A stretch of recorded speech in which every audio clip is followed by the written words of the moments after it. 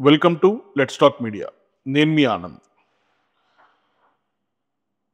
1.5 year అయింది government వచ్చి. మళ్ళీ ఎలక్షన్స్ వచ్చాయి. జెడ్పీటీసీ, ఎంపీటీసీ ఎలక్షన్స్ ఇంకో 1 మంత్లో జరగబోతున్నాయి. ఈ మూమెంట్లో తెలంగాణలో కాంగ్రెస్ పరిస్థితి ఎలా ఉంది?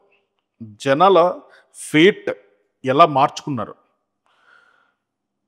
కొంతమంది బీఆర్ఎస్ఏ ఉంటే బాగుండదేమో అన్న ఫీలింగ్లో ఉన్నారు. కానీ కాంగ్రెస్ నాయకులు మాత్రం మా కాంగ్రెస్ ఏదైతే ప్రామిస్ చేసిందో అది 100% డెలివర్ చేస్తుంది అని చాలా స్ట్రాంగ్గా సంకేతాలు ఇస్తున్నారు. ఎనీవేస్, రాబోయే ఎలక్షన్ రిజల్ట్ జనాల ఫేట్ని at the same point of time వాళ్ళ ఫీలింగ్ని 100% డెలివర్ చేస్తాయి. కానీ అంతవరకు కాంగ్రెస్ నాయకులు వాళ్ళ పాలన గురించి ఏమనుకుంటున్నారో ఇవాళ తేజావత్ వెంకట్ నాయక్ గారిని అడిగి తెలుసుకుందాం. సార్, కాంగ్రెస్ నాయకులు మీరు 1.5 ఇయర్ అయింది పార్టీ పవర్లోకి వచ్చి, ఎలా అనిపిస్తుంది పర్ఫార్మెన్స్? ముందుగా మీకు నమస్కారం అన్న. తెలంగాణ ప్రజలు మాకు అధికారాన్ని చేతిలో ఇచ్చిన తర్వాత ప్రామిసెస్ని డెలివర్ చేయడంతో పాటు కాంగ్రెస్ పార్టీ ఒక ప్రధాన అజెండాతో అధికారంలోకి వచ్చింది సార్. అది సోషల్ జస్టిస్. మినిస్ట్రీ లెవెల్ నుంచి మొదలు పెడితే పార్టీలో పదవుల నుంచి మళ్ళీ లోకల్ బాడీస్ వరకు ప్రతి చోట సోషల్ జస్టిస్ని ఫాలో కావాలి. అట్ ద సేమ్ టైం అది కూడా డెమోక్రటిక్ లెవెల్లో పరిపాలన చేయాలన్న ఉద్దేశంతో కాంగ్రెస్ పార్టీ అధికారంలోకి వచ్చింది. వచ్చిన తర్వాత కొన్ని రిఫార్మేటివ్ యాక్షన్స్ తీసుకున్నాయి. లైక్ రైతు రుణమాఫీ కావచ్చు, మహిళలకు ఉచిత బస్సు కావచ్చు, ప్రధానంగా ఇందిరమ్మ ఇళ్ళల విషయానికి వచ్చినప్పుడు సార్. సరే, చాలామంది అనుకుంటారు అది కామన్ రొటీన్ స్కీమ్స్ కదా అని అనుకుంటారు. కానీ మీరు ఒకసారి కంపేర్ చేసుకుని డబుల్ బెడ్రూమ్ ఇళ్ళకి ఇందిరమ్మ ఇళ్ళకి కంపేర్ చేసుకున్నప్పుడు ఒక ఒక ఒక ఊరిని యూనిట్గా తీసుకుంటే, ఒక ఊరినో ఒక తండానో ఒక గూడానో యూనిట్గా తీసుకుంటే ఈ తెలంగాణ రాష్ట్రంలో డబుల్ బెడ్రూమ్ ఇల్లు రాని ఊళ్ళు ఉన్నాయి, వందల్లో ఉన్నాయి, వేలలో కూడా ఉన్నాయి. కానీ ఇందిరమ్మ ఇల్లు రాని ఊరంటూ లేదు. చిన్న చిన్న మామూలు గూడానికి కూడా ఇందిరమ్మ ఇల్లులు వస్తాయి సార్. అది ఈరోజు కాదు కదా స్టార్ట్ అయింది అసలు ప్రాజెక్ట్. బట్ మీరు 10 సంవత్సరాలు అయితే మనం అది కోల్పోయినాం కదా. సో 2014 కంటే ముందు అది ఉండే. 2000 అంటే మొన్న కాంగ్రెస్ గవర్నమెంట్ సమైక్యాంధ్రలో ఉండే. ఎస్, సమైక్యాంధ్రలో ఉండే. అది కూడా కాంగ్రెస్ గవర్నమెంట్ రూల్ ఉన్నప్పుడు ఉండే. సో ఇప్పుడు మళ్ళీ కాంగ్రెస్ గవర్నమెంట్ వచ్చిన తర్వాత అంటే డిస్ట్రిబ్యూషన్ అనేది ఎవరైనా చేయగలుగుతారు సార్.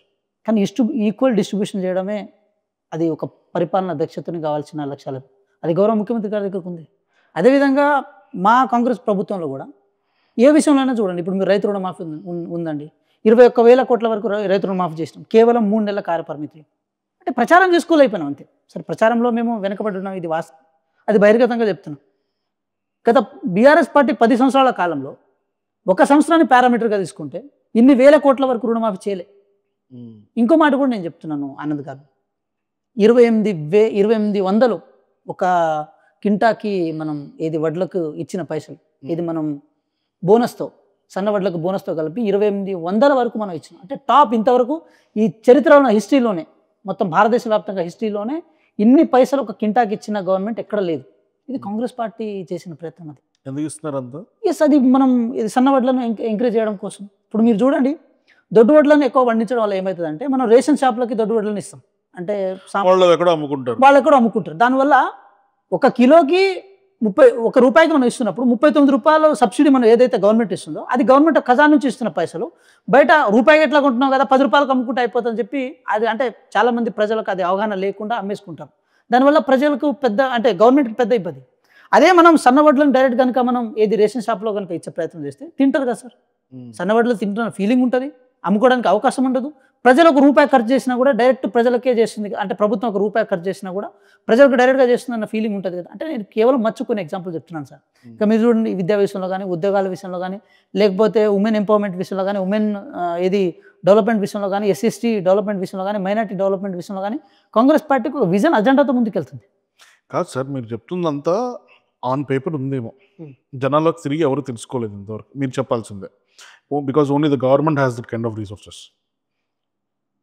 కానీ జనాలు చాలా డిస్సాటిస్ఫాక్షన్తో ఉన్నారు. ఇది మాత్రం చాలా ఓపెన్గా మనకి ట్విట్టర్ అకౌంట్ ఓపెన్ చేసి అర్థమైపోతుంది. ఈ జనాల డిస్సాటిస్ఫాక్షన్ని మీరు ఎలా అడ్రస్ చేస్తారు? అంటే ఎలక్షన్స్ కన్నా ముందు అసలు కాంగ్రెస్ పార్టీ లీడర్ ఎవరో కూడా ఎవరికి తెలియదు. ఎవరు సీఎం అవుతారో ఎవరికి తెలియదు, ఎవరు ఫేస్ చూసి ఓటేయాలో ఎవరికి తెలియదు. బట్ లక్కీలీ ఆర్ అన్లక్కీలీ మీరు గెలిచారు. మీరు గెలిచిన తర్వాత రేవంత్ రెడ్డి గారు సీఎం అయ్యారు. తెలంగాణలో రేవంత్ రెడ్డి గారి కన్నా ముందు, రాజశేఖర రెడ్డి గారి కన్నా తర్వాత, మధ్యలో రోషయ్య గారు కానీ లేకపోతే కిరణ్ కుమార్ రెడ్డి గారు వీళ్ళందరూ వచ్చారు. కానీ వీళ్ళెవరూ కూడా ఫేస్ ఆఫ్ ద పార్టీ అవ్వలేకపోయారు రేవంత్ రెడ్డి గారు లాగా. రాజశేఖర రెడ్డి గారి తర్వాత అంత ఫేస్ ఆఫ్ ద పార్టీ అయింది రేవంత్ రెడ్డి గారే తెలంగాణ వరకు. ప్రాబబుల్లీ తెలంగాణ వచ్చిన తర్వాత first person to become the face of the party. కానీ ఆయన కాంగ్రెస్ పార్టీని పవర్లోకి తీసుకురావడానికే ఏదో లక్కీగా మీ పార్టీలో జాయిన్ అయినట్టు అనిపించింది. ఇంత చేసిన తర్వాత కూడా జనాలు భయంకరమైన డిస్సాటిస్ఫాక్షన్తో ఉన్నారు. మీరు అదొక ట్విట్టర్ అకౌంట్ ఓపెన్ చేసినా అర్థమైపోతుంది ఎవరిదైనా సరే. I'm not talking about BRS parties. నాకు జనరల్గా నేను కాంగ్రెస్ పార్టీలో ఉండే చాలామంది సభ్యులతో మాట్లాడినప్పుడు కూడా ఏం జరుగుతుందో మాకు తెలియట్లేదు, మా కంట్రోల్లో ఏం లేదు, ఎవరి కంట్రోల్లోనూ లేదు, డెసిషన్ ఎక్కడి నుంచి వస్తుందో తెలీదు. ఒక డెసిషన్ తీసుకుంటే రేపు డెసిషన్ తీసుకుంటున్నాం అంటే ఈ రోజు కూడా పార్టీ ఇంటర్నల్ వర్గాలకు కూడా దాని నాలెడ్జ్ ఉండదు. ఇది అంటే అనుకోకుండా టక్మా ఏదైనా చేసుకుని వెళ్ళిపోతున్నారా, లేకపోతే అనీవెన్గా ఉందా, పార్టీలో సమైక్యత లేదా, మీ పిఆర్ సరిగ్గా మెయింటైన్ చేసుకోలేకపోతున్నారా, లేకపోతే నిజంగా మీరు చెప్తున్నంత పని జరగట్లేదా? సార్ ఒక మాట ఆనంద్ గారు, ఇది అదృష్టంతో వచ్చిన అధికారం కాదు ఆనంద్ గారు, ఆశీర్వాదంతో వచ్చింది. తెలంగాణ ప్రజలు సంపూర్ణంగా ఆశీర్వదించి కాంగ్రెస్ ప్రభుత్వానికి అధికారాన్ని కట్టబెట్టారు. విశ్వాసంతో కూడా కట్టబెట్టారు. ఏదో అనాలోచితంగా ఓట్లయితే కావదు. చాలా విశ్వాసంతో పద్ధతి ప్రకారం ప్రజాస్వామ్యాన్ని బ్రతికించే విధంగా కాంగ్రెస్ పార్టీని అధికారంలో తీసుకొచ్చే ప్రయత్నం చేసిరు అధికారంలో వచ్చింది. ఆనంద్ గారు, నేను ఒక విషయం స్పష్టం చేసే ప్రయత్నం చేస్తున్నాను. కాంగ్రెస్ పార్టీకి నిజంగా ఏది పిఆర్ టీం ప్రాపర్ వేలో లేదు, ఇది మాత్రం వాస్తవం. ఏది అనుకున్న దానికంటే ఎక్కువగా ప్రచారం చేసుకోవడం కానీ, సోషల్ మీడియా వాడకం కానీ ఇలాంటి కాంగ్రెస్ పార్టీ చేయలేదు. అయితే ఒక సామెత ఉంటుంది, నిజం ఏది గడప దాటిలోపే అబద్ధం ఊరు మొత్తం చుట్టేసి వస్తుంది అనేది ఒక సామెత ఉంటుంది. సో తెలంగాణ రాష్ట్రంలో అధికారాన్ని కోల్పోయిన బీఆర్ఎస్ పార్టీ చేస్తున్న ప్రయత్నాలను మేమంటాం. ఇదేదో రాజకీయంగా ఒక మాట ఎలిగేషన్ చేసి కొట్టిపడేస్తారని చెప్పి మీరు అనొచ్చు ఒక మాట, బట్ నేను అట్లా అంటలేను సార్. ఒక మాట కేటీఆర్ కూడా అని ఉండే, నేను 20 మెడికల్ కాలేజ్ కట్టే బదులు ఒక 20 యూట్యూబ్ ఛానల్ పెట్టుకుంటే అయిపోయేది అధికారాన్ని కోల్పోకుండా ఉండేటోళ్ళు అని చెప్పి ఆ మాట చెప్పే ప్రయత్నం చేసి, ఇప్పుడు దాన్ని బలం చేయించుకుంటారు కదా ఆనంద్ గారు. అందులో భాగంగానే ట్విట్టర్ హ్యాండిల్స్ని ఎక్కువ ట్విట్టర్ హ్యాండిల్స్ని ఇచ్చేస్తారు, ఇన్స్టాగ్రామ్లో ఎక్కువ పైసలు పే చేసి మరి ఆ అకౌంట్స్ని ఏది బూస్ట్ ఆన్ చేసుకుంటారు.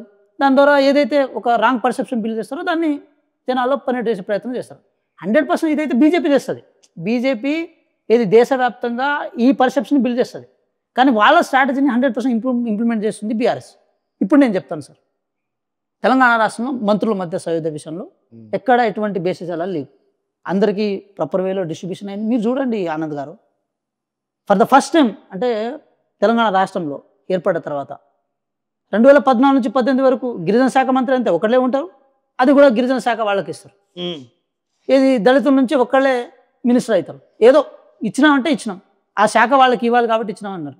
కానీ ఈ ప్రభుత్వం వచ్చిన తర్వాత ఏం జరిగింది? ఈ ప్రభుత్వం వచ్చిన తర్వాత సార్ ఒక స్పీకర్ దళిత సామాజిక వర్గం, ఒక డిప్యూటీ ముఖ్యమంత్రి దళిత సామాజిక వర్గం, అదేవిధంగా మాదిగ సామాజిక వర్గం నుంచి 2 మంత్రులు, మాల సామాజిక వర్గం నుంచి 2 మంత్రులు, స్పీకర్ దళిత సామాజిక వర్గం నుంచి, డిప్యూటీ స్పీకర్ బంజారా సామాజిక వర్గం నుంచి. అట్లే మళ్ళీ ఇప్పుడు బీసీ లేరండి దాంట్లో. వాకటి శ్రీహరి గారు బీసీ ఉన్నారు, పొన్నం ప్రభాకర్ గారు బీసీ ఉన్నారు, దాంతోపాటు మనకు ఇది కొండా సురేఖ గారు బీసీ ఉన్నారు. అంటే ఇంత సోషల్ జస్టిస్ని పాటించే అవకాశం మిగతా 2 పార్టీలో ఉంటుందండి ఆనంద్ గారు? కాదండి, నాకు ఒక విషయం అర్థం కాదు. మనకి రిజర్వేషన్స్ కల్పించాలి డెఫినెట్గా, ఎడ్యుకేషన్లో కానీ జాబ్లో కానీ ఐ అగ్రీ. గవర్నమెంట్లో ఎవరు బాగా పనిచేస్తారో అని డిఫైన్ చేయకుండా ఎవరు ఈ కేటగిరీకి క్యాస్ట్కి అర్హులో వాళ్ళకి ఇచ్చేసుకుంటూ పోతే దాంట్లో జనాలకు జరిగే మంచి ఉందండి. మీరు రిప్రజెంటేషన్ పెరుగుతుందని చెప్పకండి, ఎందుకంటే రిప్రజెంటేషన్ దానివల్ల ఏం పెరగదు. ఇప్పుడు ఒక SC/ST సామాజిక వర్గానికి చెందిన మంత్రిని SC/ST వాళ్ళు వస్తే తక్కువనే వెంటనే అడ్రస్ చేస్తాను, OC వాళ్ళు వస్తే అడ్రస్ చేయనని అనడానికి లేదు. ఎవరైనా సరే అడ్రస్ చేయాల్సిందే. దానివల్ల వాళ్ళ రిప్రజెంటేషన్ ఏం పెరగదు. వాళ్ళకి ఇంకా జాబ్స్ వస్తేనో లేకపోతే మంచి కాలేజీలో అడ్మిషన్స్ వస్తే ఇంకా బెటర్గా వాళ్ళ లైఫ్ మారుతుంది. ఎవరైనా సరే ఆ పొజిషన్లో కూర్చుంటే పని చేయాల్సిందే. నాకు ఈ కాంగ్రెస్ గవర్నమెంట్లో ఇంకా ఈ కాస్ట్ల పరంగా మినిస్ట్రీస్ ఇస్తాము, ఇస్తే ఏం చేస్తారు? వాళ్ళు పని చేయకపోతే, వాళ్ళకి పని చేయడం రాకపోతే ఏం చేస్తారు? వాళ్ళేం మార్చలేరు కదా మళ్ళీ. అందుగారు ఒక విషయం ఏంటంటే, సరే మెరిట్ అనేది చాలా ఇంపార్టెంట్, నేను దాన్ని కాదని అన్నాను. కానీ ఒక మాట అయితే నేను స్పష్టం చేసే ప్రయత్నం చేస్తాను. తెలంగాణ రాష్ట్రంలో 90% అయితే ఎస్సీ ఎస్టీ బీసీ మైనార్టీస్ ఉంటారు. వాళ్ళు ఓటు అయితే వేస్తారు కదా సార్. వేసినప్పుడు వాళ్ళు రిప్రజెంటేషన్ అయితే కోరుకుంటారు కదా, మా పర్టికులర్ మంత్రివర్గం 90% రిప్రజెంటేషన్ ఉందా? పోనీ ఉండాలని కోరుకోవాలి సార్. ఆనంద్ గారు, మనం ఉండాలని కోరుకోవాలి, దానికి ప్రయత్నం చేయాలి. మీరు చెప్పిన లాజిక్ ప్రకారం 90% రిప్రజెంటేషన్ లేదు. ఉండాలని కోరుకోవాలి, కాంగ్రెస్ పార్టీ ఉండేటట్టు చేయగలుగుతుంది. కానీ కొన్ని ఆనంద్ గారు ఎక్కడన్నా సరే కొన్ని హడల్స్ ఉంటాయి, నేను అది బహిర్గతంగా ఒప్పుకుంటున్నా. కొన్ని హడల్స్ ఉంటాయి, కొన్ని డిస్క్రిమినేటివ్ ఫ్యాక్ట్స్ ఉంటాయి, కొన్ని ఇది సప్రెసివ్ మెథడ్స్ కూడా ఉంటాయి. నేను దాన్ని కాదని అంటలేము, కాంగ్రెస్ పార్టీ దానికి ఏం అతీతమని అంటలేము. కానీ ఒకటైతే చెప్పే ప్రయత్నం చేస్తున్నాను ఏంటంటే, మార్పు ఎక్కడొక్కడ స్టార్ట్ కావాలి. అయినప్పుడు ఈక్వల్ ఏది డిస్ట్రిబ్యూషన్లో భాగంగా ఈక్వల్ ఆపర్చునిటీస్ కూడా కల్పించే అవకాశం కావాలి. అది కాంగ్రెస్ పార్టీ దొరుకుతుందని మేము అంటున్నాం.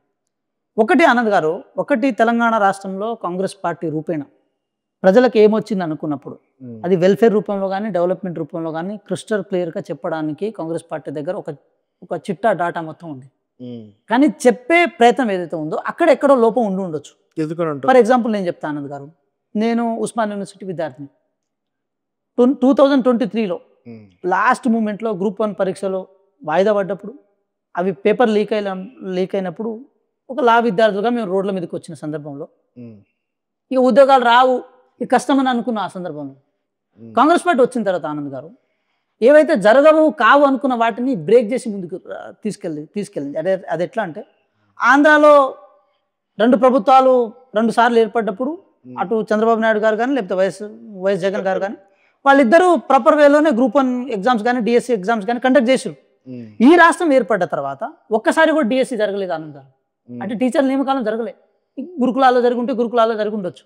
గ్రూప్ 1 ఒక్కసారి మెయిన్స్ రాలే ఎవరు, అంటే 10 సంవత్సరాల వరకు మెయిన్స్ ఎగ్జామ్ జరగలే. అదేవిధంగా ఏ నోటిఫికేషన్ అయినా సరే అయితే కోర్టు పోతుంది, కోర్టు దగ్గర కూర్చుంటుంది. ఇక్కడ హైకోర్టు లేదా తప్పులు ఉందనంటే మళ్ళీ సుప్రీంకోర్టు పోతుంది. దాన్ని రిజాల్వ్ చేసే మెథడాలజీ ఎక్కడ ఆ గవర్నమెంట్ దాన్ని ఇది చేయలే. కానీ ఈ ప్రభుత్వం వచ్చిన తర్వాత ఆనంద్ గారు, నేను కంక్లూడ్ చేస్తాను ఈ విషయంలో. ఈ ప్రభుత్వం వచ్చిన తర్వాత ఫర్ ద ఫస్ట్ టైము వచ్చి రాగానే కేవలం 4 నెలల కాల పరిమితి, 4-5 నెలల కాల పరిమితిలోనే మెయిన్స్ ఎగ్జామ్ కండక్ట్ చేసింది. వచ్చిన రాగానే 4-5 నెలల కాల పరిమితిలో కేవలం 2 నెలల టైం తీసుకొని డిఎస్సి ఎగ్జామ్ 11,062 పోస్టులను భర్తీ చేసింది. స్కూల్ ఎడ్యుకేషన్ మొత్తానికి ఇక డైరెక్ట్గా చెప్పాలంటే సంకనాగిపోతుందని అనుకున్న సందర్భంలో మళ్ళీ స్కూల్ ఎడ్యుకేషన్ మళ్ళీ రీస్టార్ట్ అయింది, క్వాలిటీ ఎడ్యుకేషన్ వచ్చింది.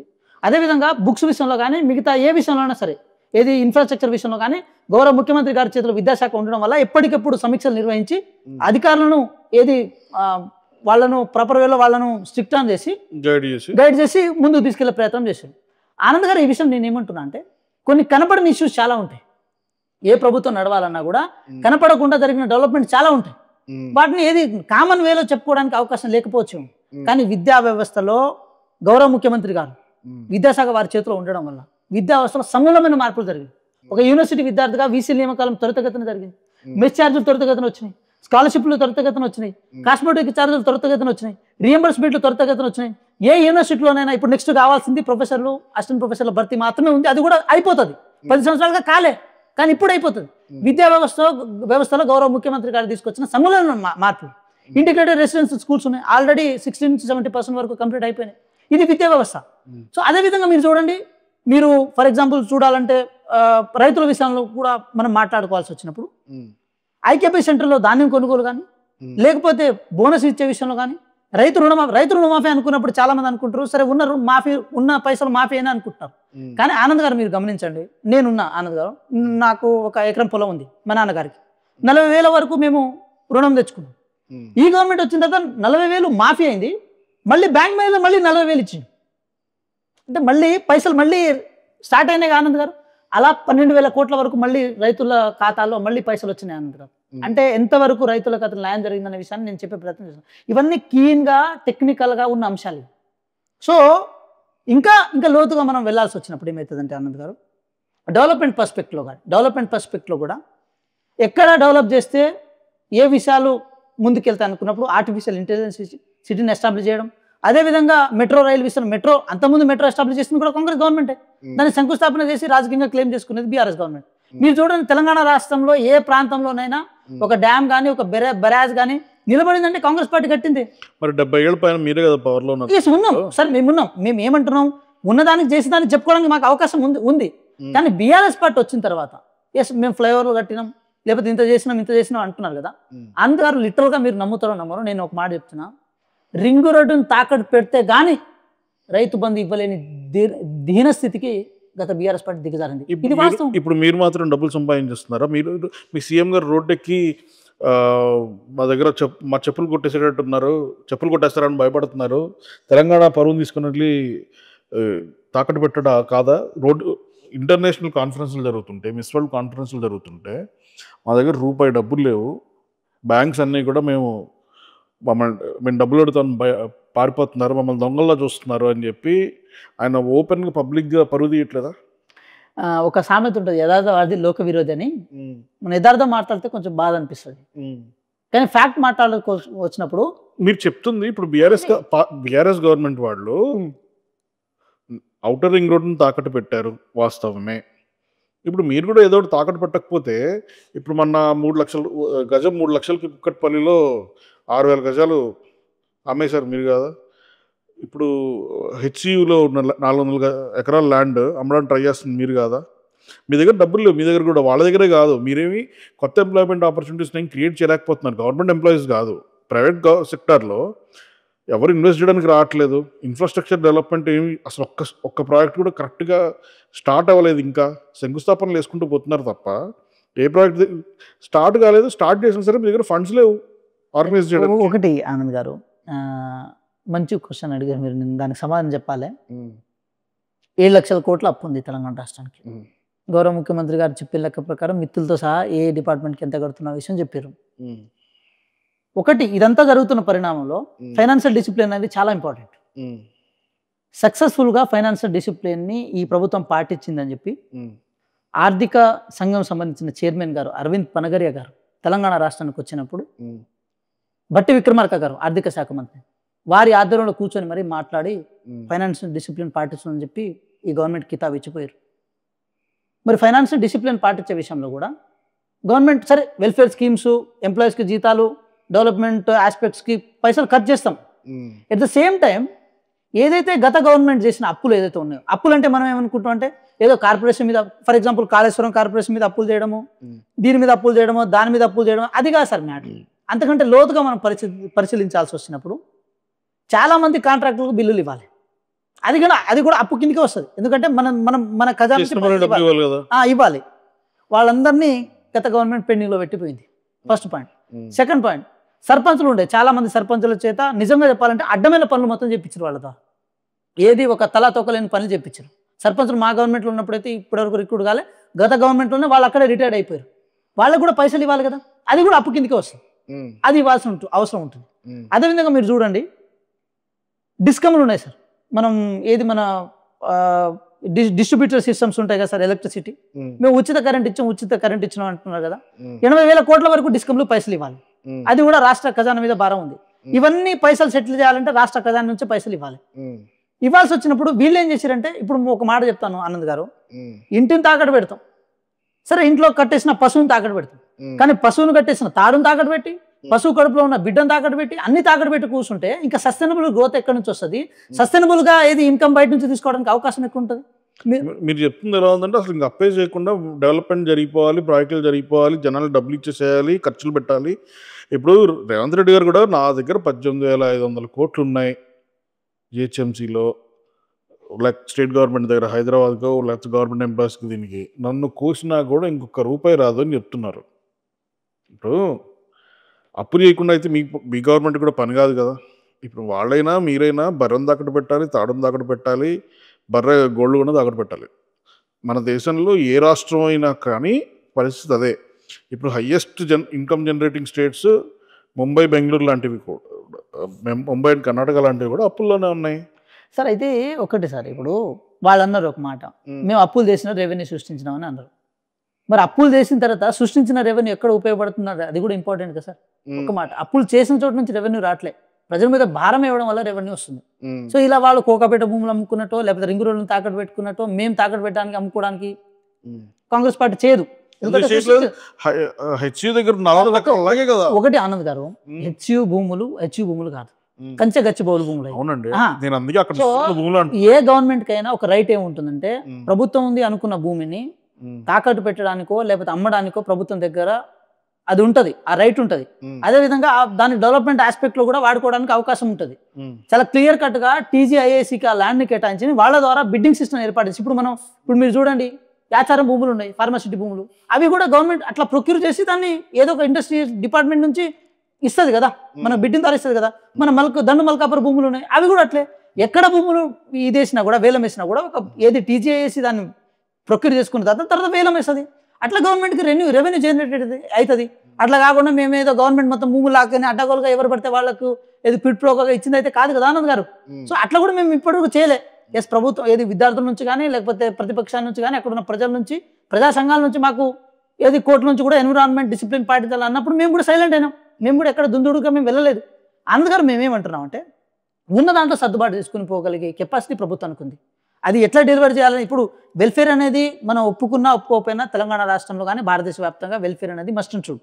ఎందుకంటే మన సోషల్ స్ట్రక్చర్లో అలాంటి ఏది డిస్పారిటీస్ ఉన్నాయి కాబట్టి అది ఆటోమేటిక్గా మనం చేయాల్సిందే. మేమేమంటున్నాం, అటు వెల్ఫేర్ని డెవలప్మెంట్ జోడేట్లాగా ఏది తీసుకురాగలం, ఇది రైలు పట్టాలు ఎట్లా ప్యారల్గా ఉంటాయో అట్లా ప్యారల్గా తీసుకెళ్ళగలగాలి. మరి ఇన్వెస్ట్మెంట్ లేదు అది సార్. ఒకటి ఇప్పుడు మొన్న దావోస్ పర్యటనకు వెళ్ళిన తర్వాత కూడా గౌరవ ముఖ్యమంత్రి గారి ఆధ్వర్యంలో దాదాపు 2,80,000 కోట్ల వరకు ఇన్వెస్ట్మెంట్ రాగలిగింది. అయితే ఎస్టాబ్లిష్మెంట్ విషయంలో అది టైం టేకింగ్ ప్రాసెస్. ఇప్పుడు మనం వాళ్ళు ఇన్వెస్ట్మెంట్ ఎంఓఈ చేసిన కానీ వెంటనే అది అయిపోయి వెంటనే ఎంప్లాయ్మెంట్ అది జనరేట్ కాదు కదా సార్. ఎప్పుడో గౌరవ చంద్రబాబు నాయుడు గారు హైటెక్ సిటీని ఇక్కడ ఎస్టాబ్లిష్ చేసినప్పుడు మాదాపూర్ చుట్టుపక్కలంతా రాళ్ళు రప్పలే ఉండే. కానీ తర్వాత స్లోలీ గ్రోత్ అయింది. కొన్ని చోట్ల ర్యాపిడ్ గ్రోత్ ఉంటుంది, కొన్ని చోట్ల స్లోలీ గ్రోత్ ఉంటుంది. బట్ గవర్నమెంట్ తీసుకునే పాలసీస్ అయితే ఇప్పుడు సింగిల్ విండో సిస్టమ్ ద్వారా పర్మిషన్ తీసుకోవాలని చెప్పి గవర్నమెంట్ చెప్పింది. ఒకటి మాత్రం వాస్తవంగా చెప్పే ప్రయత్నం చేస్తున్నాం సార్, ఎక్కడ కాంగ్రెస్ గవర్నమెంట్ క్విడ్ ప్రోకో పాటించదు. ఎక్కడ కాంగ్రెస్ గవర్నమెంట్ని కార్పొరేట్ వాళ్ళని ఎంకరేజ్ చేసే విషయంలో భాగంగా అక్కడున్న రిసోర్సెస్ని డ్యామేజ్ చేసే ప్రయత్నం చేయదు, అక్కడున్న మానవ హక్కులను ఉల్లంఘన చేసే ప్రయత్నం చేయదు. మేమేమంటున్నామంటే డెవలప్మెంట్ ఎంత కావాలో సస్టైనబుల్ డెవలప్మెంట్ కూడా అంతే ఇంపార్టెంట్ అంటాం. సస్టైనబుల్ డెవలప్మెంట్లో పేదోడిని కడుపు కొట్టి పెద్దోడిని బాగుపెట్టి దాని ద్వారా ఫండింగ్లు దోచుకునేంత ఒక నీచ సంస్కృతి బీఆర్ఎస్ లాగా కాంగ్రెస్ పార్టీ చేయదు. బీఆర్ఎస్ ఏం చేసింది సార్, ఒక చోట ఏదైనా ఇండస్ట్రీ వస్తే దాని ద్వారా వచ్చే ఏదైతే క్విడ్ ప్రోకో ఉందో అది ఆశించి మళ్ళీ ఎలక్షన్స్లో వెళ్ళింది. అట్లా కాంగ్రెస్ పార్టీ చేయదు. కాబట్టి కాంగ్రెస్ పార్టీకి ఒక విజన్ డాక్యుమెంట్ ఉంది. ఏది 2047 ఏదైతే విజన్ డాక్యుమెంట్ ఉందో కాంగ్రెస్ పార్టీ తీసుకున్నది, ఆ విజన్ డాక్యుమెంట్ ప్రకారం లివింగ్ లైఫ్ ఏదైతే ఉందో తెలంగాణ రాష్ట్ర వ్యాప్తంగా దాన్ని గ్రోత్ చేసే ప్రయత్నం చేస్తుంది. ఇంకో విషయం ఏంటంటే మేము కన్జెస్టెడ్ మైండ్ సెట్తో పరిపాలన చేస్తలేము సార్ ఆనంద్ గారు. మేము చాలా బ్రాడ్ పర్స్పెక్టివ్తో పరిపాలన చేస్తున్నాం. ఉన్న వాస్తవం చెప్తున్నాం ఆనంద్ గారు, తప్పే ఉంది. అప్పులు ఉన్నాయని చెప్తున్నాం, ఉన్న విషయం అది. మేము వాళ్ళలాగా దాచిపెట్టి మళ్ళీ ప్రజల్ని మోసం చేయాల్సిన అవసరం మాకు లేదు. మేమెందుకు ప్రజలను మోసం చేయాలి? అప్పుడు వెంటనే దానికి కావాల్సిన ఇన్వెస్ట్మెంట్స్ కూడా తీసుకురాగలగాలి కదా. ఒకటి ఆనంద్ గారు, 2024లో గౌరవ ముఖ్యమంత్రి గారు దావోస్ వెళ్ళినప్పుడు కూడా ఇన్వెస్ట్మెంట్ తీసుకురాగలిగారు. మొన్న వెళ్ళినప్పుడు కూడా తీసుకురాగలిగారు. ఓన్లీ ఫారెన్ ఇన్వెస్ట్మెంట్ మాత్రమే ఇన్వెస్ట్మెంట్ కాదు, ₹1 కూడా ఇక్కడ ఇన్వెస్ట్మెంట్ కనిపించట్లా. మీరు ఇప్పుడు కాంగ్రెస్కి బీజేపీకి నేషనల్ లెవెల్లో పడదు. బీజేపీ గవర్నమెంట్ ఇక్కడ ఏం పెద్ద హెల్ప్ చేస్తున్నట్టు ఏం కనిపించట్లేదు ప్రస్తుతం సెంట్రల్ లెవెల్లో. మీ ఇక్కడున్న గవర్నమెంట్కి అక్కడ గవర్నమెంట్కి ఏం ఈయన పెద్దన్న అన్నారు, ఆయన చిన్న తమ్ముడు అన్నారు, కానీ పెద్ద రిలేషన్షిప్ ఏం కనిపించట్లేదు. ఇప్పుడు పైన రాహుల్ గాంధీ గారు వాళ్ళు ఏదో ఎలక్షన్ టైంలో వచ్చారు, తర్వాత మళ్ళీ హాయ్ చెప్పారు, వెళ్ళిపోయారు. ఇంతవరకు మళ్ళీ తెలంగాణ మోహన్ చూసింది లేదు. ఇప్పుడు ఇలాంటి సిచ్యువేషన్స్లో ఏ ముఖ్యమంత్రి అయినా సరే, ముఖ్యమంత్రి అని దేవుడు కాదు కదా, ఆయన అయినా సరే డబ్బులు ఎలా అరేంజ్ చేస్తారు? మీరు చెప్తున్నా మీరేమో రకరకాల బెనిఫిట్స్ అన్నీ కూడా ఎలక్షన్స్ ముందు జనాలకు ఫ్రీగా ఇస్తామని చెప్పి అనౌన్స్ చేస్తారు. అవన్నీ చేసుకుంటూ వస్తే ఖజానా ఖాళీ అవుతుంది. ఖాళీ అయిన ఖజానాకు మళ్ళీ అప్పు చేయాలి. అసలు మీరు ఫస్ట్ ఎలక్షన్ కన్నా ముందు చేసిన ప్రామిస్లు లైక్ ఫ్రీ బస్సు అందరికీ, ఆడవాళ్ళందరికీ ఫ్రీ బస్ అనడం కన్నా ఎవరికైతే అవసరమో, ఎవరికైతే బస్ టికెట్ కొనుక్కుంటే వాళ్ళ లైఫ్ కొంచెం ఈజీ అవుతుందో వాళ్ళకి పాస్లు ఇచ్చి ఉండొచ్చు. మీరు మొత్తం లేడీస్ అందరికీ ఫ్రీ బస్లే అన్నారు. ఇప్పుడు మరి అదే స్థాయిలో ఉన్న మగపిల్లలు వాళ్ళు బస్సులో వెళ్ళడానికి ప్లేస్ లేదు, బస్సులకి అందరూ ఆడవాళ్ళు అందరూ కుట్టుకుంటున్నారు ఒకళ్ళతో ఒకళ్ళు. అంటే ఒక ఒక ప్రాజెక్ట్ ఎత్తుకోవడం కాదండి, ప్రాజెక్ట్ ఎత్తుకున్న తర్వాత దాన్ని అంతే స్ట్రాంగ్గా ఇంప్లిమెంట్ కూడా చేయాలి కదా. ఆనంద్ గారు ఒకటి ఏంటంటే ఫ్రీ బస్ అనగానే అదేదో ఉచిత స్కీము అని చెప్పి మనం దాన్ని అట్లా చేసుకుంటున్నాం, కానీ అది జెండర్ బేస్ మీద వచ్చిన స్కీమ్ సార్. అది జెండర్ ఈక్వాలిటీలో భాగంగా వాళ్ళ రిప్రజెంటేషన్ ఉండాలి, ఇది వర్క్ ప్లేస్లలో రిప్రజెంటేషన్ ఉండాలి, అన్ని రంగాల్లో రిప్రజెంటేషన్. వాళ్ళకి ఆల్రెడీ ఇప్పుడు ఈయన వచ్చి కొత్తగా ఇచ్చింది ఉందండి, వాళ్ళకి ఆల్రెడీ 50% పైన సీట్లు వాళ్ళకే కేటాయించారు, వాళ్ళే. లేదు సార్, మనకు అది ఎక్కడైనా ఉంటుంది, అది రైల్వేస్లో ఉంటుంది, ఎక్కడైనా ఏదైతే రిజర్వేషన్ అది ఉంటుంది. కానీ ఉచిత బస్సు స్కీమ్లో నేను చిన్న ఎగ్జాంపుల్ చెప్తా సార్. మీరు చూడండి దేవరకొండ ఒకసారి ప్రాంతం, ఆ ప్రాంతం దేవరకొండ ప్రాంతం మీకు ఐడియా ఉండి ఉంటుంది, చాలా పావర్టీ ఉంటుంది, అక్కడ వాటర్ రిసోర్సెస్ ఎక్కువ ఉండవు. అక్కడ మీరు చూడండి ఎల్బీ నగర్ ప్రాంతంలో మొన్న మధ్యలో చాలా మంది సీతాఫలకాయలని మామిడి పండ్లు అని చెప్పి ఇవన్నీ రోడ్ల మీద కూర్చొని చాలా మంది మహిళలు వ్యాపారం చేసుకునేటోళ్ళు, చిరు వ్యాపారాలు. అక్కడ పండించిన పొలాలు ఏదో పాలకూరని ఏదో వేసుకొని వచ్చేటోళ్ళు. ఆంధ్ర మీరు చూడండి, వాళ్ళు కనుక అవి అమ్మితే ఒక 300 నుంచి 400 రూపాయలు వస్తాయండి. బస్సు కిరాయిలు పెట్టుకుని కనుక వారు లాగలిగితే 100% ఒక రాను పోను ఒక 300 రూపాయలు పక్కా అవుతుంది. ఈ ఉచిత బస్సు స్కీమ్ వల్ల ఎంతోమంది మహిళలు వాళ్ళు చిరు వ్యాపారాల్లోకి ఇన్వాల్వ్ అవ్వడం వల్ల ఏమైందంటే వాళ్ళకు ఇది ఫైనాన్షియల్గా వాళ్ళ దగ్గర ఒక రూపాయి మిగిలింది. ఆనంద్ గారు, ఈ ప్రభుత్వం యొక్క ప్రధాన లక్ష్యం ఏంటంటే మహిళల దగ్గర రూపాయి మిగిలాలి, మహిళలు ఆర్థికంగా స్వావలంబన చెందాలి. అది ప్రధాన ఎజెండా అనుకో. అందుకే లిక్కర్ రేట్లు పెంచారు. లేదు సార్, మళ్ళీ అది వేరే పర్స్పెక్టివ్, అది వేరే పర్స్పెక్టివ్. నేనేమంటున్నా అంటే అది ప్రధానంగా మహిళల చేతిలో ఆర్థికంగా ఉంచాలన్న ఉద్దేశంతో సెల్ఫ్ హెల్ప్ గ్రూప్స్ని బూస్ట్ ఆన్ చేసినాము. అదేవిధంగా ఉచిత బస్సులో భాగంగా మీరు చూడండి, ఇదే హైదరాబాద్లో 10,000 కూడా 10,000, 5,000, 6,000 కూడా ఉద్యోగాలు తీసుకునే మహిళలు చాలామంది ఉంటారు. వాళ్ళకు ఉచిత బస్సును అందించడం వల్ల ఏమవుతుందంటే, సరే ఎక్కడొక్కడ 100లో ఒక 3-4 అయితే 100% రిచ్ పీపుల్స్ కూడా ఎక్కుతారు మీరు చెప్పిన లెక్క ప్రకారం. మేమేం దాన్ని కొట్టి పడేస్తలేము, కానీ మెజార్టీ అయితే అందుతుంది కదా, వాళ్ళు మాత్రమే ఎక్కువ మంది ఎక్కడం వల్ల ఇప్పుడు మెయిల్ రిప్రజెంటేషన్ ఏదైతే ఉందో బస్సుల్లో ఎక్కాల్సిన అవసరం, నిజంగా బస్సు ఎక్కే రోజు ఆఫీస్కి వెళ్ళాలి, లేకపోతే డబ్బులు పెట్టుకొని వెళ్ళలేరు. ఇప్పుడు ఒక కుటుంబం ఉంటుందండి, దాంట్లో హస్బెండ్ ఒక్కళ్ళే మేజర్గా పనిచేస్తుంటారు, వైఫ్ హౌస్ వైఫ్ అయి ఉంటుందో 2 పిల్లలు ఉంటారు, ఆయన ఒక్కడే ఆఫీస్కి వెళ్ళొస్తాడు. ఆయనకి నిజంగా అవసరం ఒక పాస్, ఒక ఫ్రీగా వెళ్ళి రావడము ఆయనకి చాలా అవసరం. కానీ ఇప్పుడు వీళ్ళకి ఫ్రీ బస్ ఇవ్వడం వల్ల ఆయనకు అసలు బస్సులో కూర్చునే స్పేస్ కూడా లేదు, ఆయన టికెట్ కొనుక్కోవడం వెళ్ళడానికి రెడీ, ఆయనకు స్పేస్ కూడా లేదు. ఆయన మళ్ళీ ఇప్పుడు ఇక్కడ 5 రూపాయలతో పోయేది లేదా 10 రూపాయలతో పోయేది బస్ టికెట్, ఆయన 50 రూపాయలు పెట్టి పెట్రోల్ పట్టించుకొని ఆఫీస్కి వెళ్ళడమో లేకపోతే ఆటో ఎక్కి వెళ్ళడమో ఎవరో ఫ్రెండ్తో వెళ్ళడమో ఇది జరుగుతుంది. మనకి దాన్ని ఏమంటారు, అప్లిఫ్ట్మెంట్ ఇవ్వద్దని అనట్లా, కాకపోతే దానికి లిమిట్ అంటూ ఉండాలి కదా. అయితే ఒకటి ఆనంద్ గారు, నేను దీనికి సమాధానం చెప్తాను. ఇప్పుడు మీరు చెప్పిన క్వశ్చన్కి ఆన్సర్ ఏంటంటే బస్సుల యొక్క సంఖ్య పెంచితే ప్రాబ్లం సాల్వ్ అవుతుంది ఆనంద్ గారు. ఇప్పుడు దీనికి బస్సులు 1500 బస్సులు ఇంకా తగ్గించారు. ఎస్ ఇప్పుడు ఏమవుతుందంటే ఆనంద్ గారు, ఒక ఎలక్ట్రికల్ రెవల్యూషన్లో భాగంగా ఫర్ ఎగ్జాంపుల్ చెప్తాను, మొన్న సూర్యాపేటలో 90 బస్సులను ఓపెన్ చేయడం ఒక డిపోకి. అలా ప్రతి డిపోకి ఎలక్ట్రికల్ బస్సులు శాంక్షన్ అయినాయి, ఇది ఎక్స్ప్రెస్లు శాంక్షన్ అయినాయి, డిలక్స్లు శాంక్షన్ అయినాయి. ఒక ఎలక్ట్రికల్ రెవల్యూషన్ వచ్చేసింది ఆల్రెడీ. పాత బస్సులు ఆల్రెడీ వాటికి డిప్రిషియేషన్ వాళ్ళు అవి చాలా పాతదైపోయినాయి, అవి షెడ్కి వెళ్ళిపోవాల్సిన బస్సులే. అయితే మీరు చూడండి ఆనంద్ గారు, మీరు చెప్పిన ప్రశ్నకి సమాధానం బస్సుల సంఖ్య పెంచడం మాత్రమే. సంఖ్య పెరిగినప్పుడు ఆటోమేటిక్గా ఈ పథకము ఇప్పటికే సక్సెస్ఫుల్గా రన్ అవుతుంది, కానీ ఎవరైతే ఛార్జ్ పెట్టి బస్సు ఎక్కుతారో వాళ్ళకు ఒక ఫ్రీ స్పేస్ ఇచ్చినట్టు మాత్రం అవుతుంది. అయితే ఒకటి ఆనంద్ గారు, కాంగ్రెస్ గవర్నమెంట్ తీసుకున్న ఈ స్కీమ్లో ప్రధానంగా 100% మన జీడిపిలో కానీ మన ఎకనామికల్ స్ట్రక్చర్లో కానీ సోషల్ బ్యారియర్స్ని బ్రేక్ చేసే విషయంలో కానీ కాంగ్రెస్ పార్టీ ఉచిత బస్సు పథకం వల్ల సక్సెస్ అయిందని మేము అంటాం.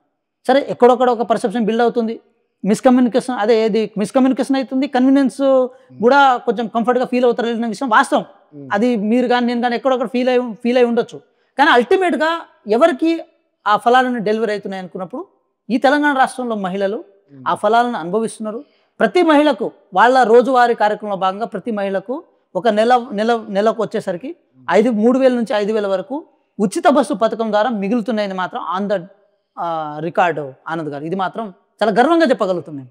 ఒక మహిళల చేతిలో 3,000 నుంచి 5,000 మిగులుతున్నాయంటే అది గొప్ప పథకమైన అనుకోవాలి, అది మిగులుతుంది కదా. అంటే రోజుకు 100 రూపాయలు బస్ టికెట్ మీరు చెప్తుంది. అనుకుందాం ఆనంద్ గారు, అనుకుందాం, మనకేమవుతుంది. నేనేమంటున్నా, అనుకొని వాళ్ళ చేతులు మిగులుతుంటే ఇక తప్పే ఉంది.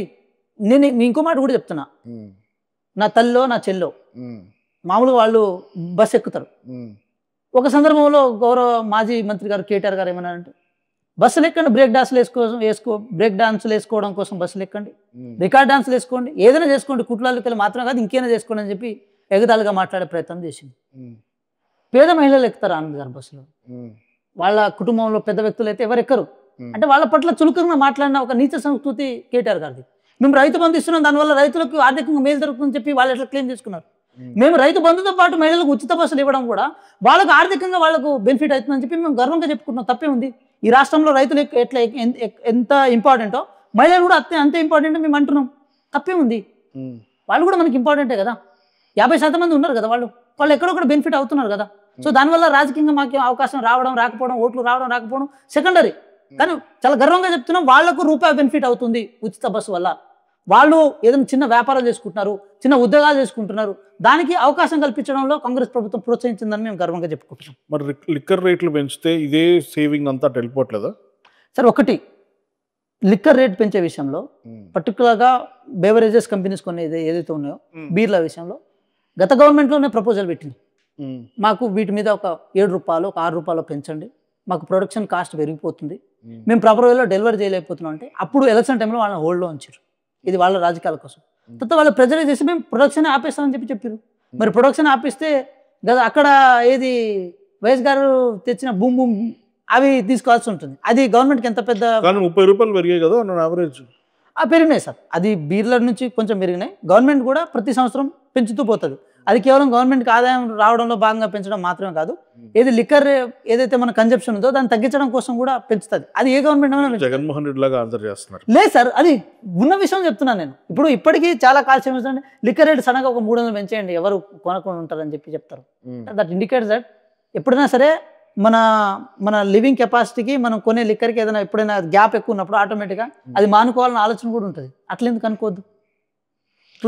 ఏమంటే తిండిదిండం మానేస్తారేమో కానీ అదైతే మాత్రం ఆగదు. ఇప్పుడు representation of women in the government or representation of scheduled caste, వీటి గురించి మీరు చాలా స్ట్రాంగ్గా చెప్తున్నారు. కానీ representation of old viz the government, ఇంతకుముందు ఆల్రెడీ కాంగ్రెస్ పార్టీలో ఎప్పటి నుంచో ఉన్న వాళ్ళకి ఇప్పుడు కొత్త రైతులు వచ్చిన తర్వాత రిప్రజెంటేషన్ పడిపోయిందని వాళ్ళందరూ ఆరోపిస్తున్నారు. They're very much not satisfied. దీనికి మీరేమంటారు? ఆనంద్ గారు, ఎక్కడో నార్మల్ ఊర్లో పేపర్ బాయ్గా నా జీవితాన్ని స్టార్ట్ చేసి యూనివర్సిటీ ఎల్ఎల్ఎం చేసిన తర్వాత ఆనంద్ గారి ముందు గొప్ప కూర్చొని మాట్లాడే అవకాశం నాకు కాంగ్రెస్ పార్టీ కల్పించింది. 100% అదే చెప్తున్నా. అంటే నాలాంటి యువకులు ఎంతోమంది ఉన్నారు. యూత్ కాంగ్రెస్లో ఉన్నారు, ఎన్ఎస్యూలో ఉన్నారు. Normal I'm come from the tribal background. చదువుకొని ఉండొచ్చు కాక, చదువుకొని ఉన్నంత మాత్రం పార్టీ అవకాశం ఇవ్వాలని రూల్ ఏం లేదు. అది విచక్షణకు సంబంధించిన అంశం. కానీ ఈరోజు మీ ముందు వచ్చి మాట్లాడుతున్నా అంటే పార్టీ ఇచ్చిన గౌరవం ఇది, పార్టీ ఇచ్చిన అవకాశం ఇది. సో ఇలా ఎంతో మందికి అవకాశాలు ఇచ్చింది. బట్ ఒకటి మాత్రం చెప్పగలుగుతా, ప్రజా ప్రాతినిధ్యం వహించాలనుకున్నప్పుడు అది సెల్ఫ్గా మన కెపాసిటీని బట్టి ఉంటుంది. వెదర్ ఫైనాన్షియల్ కెపాసిటీయా, లేకపోతే చరిస్మాటిక్ లీడర్షిప్పా, సర్వింగ్ కెపాసిటీయా, పార్టీ లాయల్టీయా, అది డిపెండ్స్ ఆన్ అస్. అల్టిమేట్గా వాయిస్ ఇవ్వడం ఎవరైనా ఇస్తుంటారు, పోతుంటారు. కానీ రిప్రజెంటేటివ్ థాట్స్లో వెళ్ళాల్సి వచ్చినప్పుడు మన స్ట్రాటజీ కూడా చాలా ఇంపార్టెంట్. కాంగ్రెస్ పార్టీ యంగ్ జనరేషన్స్ని అవకాశం ఇవ్వడంలో ఎటువంటి శశిభిషాలకు పోదు. మీరు చూడండి, మొన్న టికెట్ ఇచ్చిన వాళ్ళలో చాలామంది 25 సంవత్సరాల వాళ్ళు, 26 సంవత్సరాల వాళ్ళు, అప్పుడెప్పుడో మహానుభావుడు ఎన్టీ రామారావు గారు చేసిన ఎక్స్పెరిమెంట్స్ ఇవన్నీ మళ్ళీ కాంగ్రెస్ గవర్నమెంట్ చేసింది ఎక్స్పెరిమెంట్. బీఆర్ఎస్ గవర్నమెంట్ చేయలేదు సార్. మళ్ళీ ఏదైనా చేయాల్సి వస్తే అక్కడ చంద్రబాబు నాయుడు గారు రూపేణ అక్కడ ఎక్స్పెరిమెంట్ చేశారు. సరే, జగన్ గారు కూడా చేసి ఉండొచ్చు. కానీ మళ్ళీ ఇక్కడ కాంగ్రెస్ పార్టీ చేసింది. చెప్పలేము, మాలాంటి వాళ్ళ మీద కూడా ఎక్స్పెరిమెంట్ చేయొచ్చు. అది అవకాశం. ఇప్పుడు ఒక సామెత ఉంటుంది కదా సార్, గుమ్మడికి అంత కష్టానికంటే గురికి అంత అదృష్టం కావాలంట. అది ఆటోమేటిక్గా అది ఆ రూపేణ కనుక వస్తే ముందుకు దూసుకుపోవడానికి అవకాశం ఉంటుంది. కాంగ్రెస్ పార్టీ యువ నాయకత్వాన్ని ఎక్కడ నెగ్లెక్ట్ చేయదు. కాంగ్రెస్ పార్టీలో ద మోస్ట్ స్ట్రాంగెస్ట్ వింగ్స్ ఏదైనా ఉంటే అది ఎన్ఎస్యూ, యూత్ కాంగ్రెస్. ఈ 2 వింగ్స్ ఎంత స్ట్రాంగ్ ఉంటే పార్టీ అంత స్ట్రాంగ్ ఉంటుంది. కేసీఆర్ గవర్నమెంట్ని ముప్పు తిప్పలు పెట్టి 3 చెరువుల నీళ్లు తాగించింది ఈ 2 వింగ్స్ మాత్రం. తర్వాత అవకాశాలు కూడా మా ఎన్ఎస్యూ ప్రెసిడెంట్ బల్మూరి వెంకట్ గారు వారికి ఎమ్మెల్సీ అంటే పెద్దల సభ సార్. పెద్దల సభలో చిన్నోళ్ళని పంపించినాం, వయసులో చిన్నోరైనా వాళ్ళని పంపించినాం. అనిల్ కుమార్ యాదవ్ గారు వయసులో చిన్నోళ్ళైనా రాజ్యసభను పంపించినాం. ప్రతి చోట యంగ్స్టర్స్ని అవకాశం ఇవ్వాలన్న ఒక ఇది మంచి మనస్తత్వం కాంగ్రెస్ ప్రభుత్వానికి పార్టీకి ఉంటుంది. కాబట్టి అవకాశాలు అనేవి పెద్ద కొదవ కాదు, పెద్ద ఇది లేదు. బట్ ఒకటి అల్టిమేట్గా చెప్పగలుగుతాం, కాంగ్రెస్ పార్టీ కోసం నికార్సుగా పనిచేసే వ్యక్తులకు మాత్రం 100% అవకాశాలు వస్తాయి. ఇంకా దానికోసం పెద్దగా యజ్ఞాలు చేయాల్సిన అవసరం లేదు. జస్ట్ పార్టీకి లాయల్గా ఉండి ప్రజలకు అందుబాటులో ఉంటే సరిపోతుంది.